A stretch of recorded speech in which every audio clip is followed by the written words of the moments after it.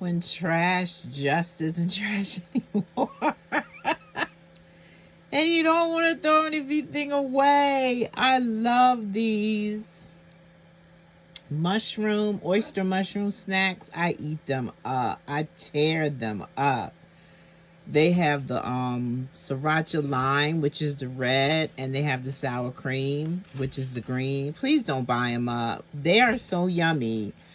But I was going to do something with the actual bags, but I don't know. Maybe I'll do something later, but since I've ripped off so many of the tops, I'm like, I could do something junk journal-wise with it.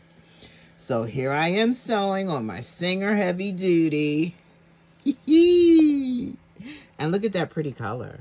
That's so pretty. I got that at the bins. So I'm just doing some decorative stitching. I'm not going to be long. I just wanted to show you that it's like you really stop throwing things away.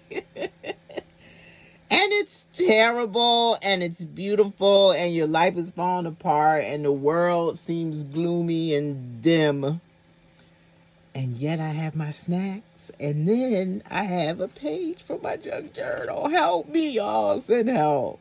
All right. I love it. I'm sitting here relaxing and junk journaling and watching Professor T after a long day of Wilson reading system training. So I have that. But yeah, I love it. I love working with kids. This is my hobby. My room is insane. I'm a hoarder. It's ridiculous. I need help. Send help. All right, y'all. Peace. Love you.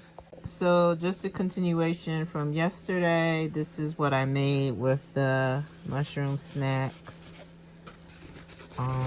Portions that I actually ripped off the tops. I sewed it together and made a double pocket.